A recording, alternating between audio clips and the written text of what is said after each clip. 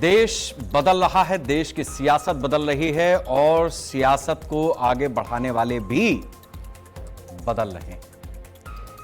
अपने जीवन के 30-40 साल कोई अगर राजनीति में देता है, जमीन से जुड़ करके राजनीति करना शुरू करता है, उसका सपना होता है कि एक दिन वो इस प्रदेश की सबसे बड़ी कुर्सी पर बैठ करके और इस प्रदेश की सेवा कर सके, जिस भी प्रदेश का वो हो।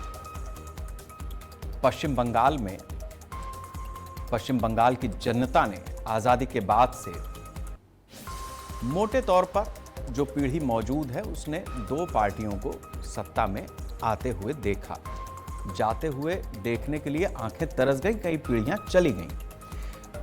35 साल जिस तरीके से लेफ्ट का शासन रहा, उसके बाद जिस तरीके से ममता बनर्जी पिछले 1.5 दशक से पश्चिम बंगाल में अपनी सरकार चला रही थी, अब भारतीय जनता पार्टी यहां पर अपनी सरकार चलाएगी। बंगाल में भारतीय जनता पार्टी को मिले प्रचंड बहुमत के बाद अब वो पल भी नजदीक आने वाला है जब बंगाल में बीजेपी सरकार बनने जा रही है। जिस बात को लेकर बीते कई दिनों से सस्पेंस था कि आखिर बंगाल में बीजेपी की तरफ से सीएम पद का चेहरा कौन होगा, इस पर अब सस्पेंस खत्म हो गया है और बंगाल में बीजेपी ने अपना खेवनहार चुन लिया है। गृह मंत्री अमित शाह और उड़ीसा के मुख्यमंत्री मोहन मांझी को पश्चिम बंगाल का पर्यवेक्षक बनाकर भेजा गया था और विधायक दल की बैठक में नेता चुनने की जिम्मेदारी सौंपी गई थी। बैठक में बीजेपी विधायकों से नाम मांगे गए, जिसमें सभी ने शुभेंदु अधिकारी का नाम सुझाया। इसके बाद बीजेपी की तरफ से पर्यवेक्षक बनाए गए अमित शाह ने शुभेंदु अधिकारी को बंगाल में भाजपा के मुख्यमंत्री के रूप में प्रस्तुत किया, उनके नाम का ऐलान किया। अब ऐसी खबरें आ रही हैं कि बंगाल में भारतीय जनता पार्टी एक मुख्यमंत्री के साथ 2 डिप्टी सीएम के प्लान पर भी काम कर रही है, जिसमें किसी महिला को मौका दिया जा सकता है। बंगाल में भाजपा ने ममता बनर्जी को सत्ता से हटाया है और आने वाले समय में ममता बनर्जी महिला विक्टिम कार्ड ना चल सकें, इसके लिए बीजेपी अभी से तैयार दिख रही है। और ऐसा कहा जा रहा है कि कैबिनेट में महिलाओं को पर्याप्त प्रतिनिधित्व के साथ डिप्टी सीएम के पद पर भी बैठाया जाएगा। 9 मई को सुबह 11 बजे समय तय किया गया है जब बंगाल में मुख्यमंत्री के रूप में शुभेंदु अधिकारी शपथ लेंगे। बंगाल में बीजेपी के युग का उदय होने जा रहा है और रविंद्रनाथ टैगोर की जयंती के दिन शपथ ग्रहण का समय निर्धारित करके बीजेपी ने आने वाले समय के लिए अपनी सांस्कृतिक नीतियों की झलक भी पेश कर दी है।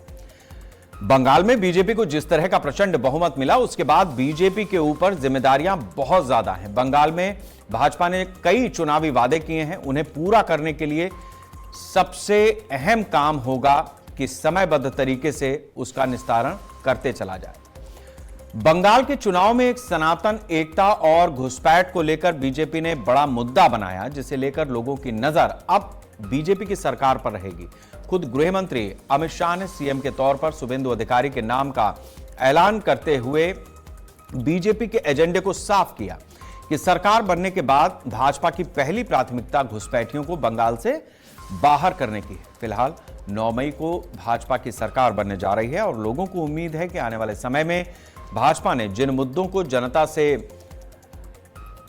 वादा किया है, उस पर फोकस करके वो काम करेगी। दूसरी तरफ बंगाल में राज्यपाल की तरफ से विधानसभा भंग कर दी गई और ममता बनर्जी के ऊपर भी सबकी नजर है कि वो विपक्ष की भूमिका किस तरह से निभाएंगी। 15 साल तक सत्ता में रहने वाली ममता बनर्जी अब विपक्ष में किस तरह से पेश आएंगी, क्योंकि चुनाव के रिजल्ट आने के बाद जिस तरह से ममता बनर्जी ने मुख्यमंत्री के पद से इस्तीफा देने से इनकार किया और राज्यपाल को विधानसभा बर्खास्त करने का फैसला लेना पड़ा, उससे ममता बनर्जी के अगले रुख पर सबकी नजर है।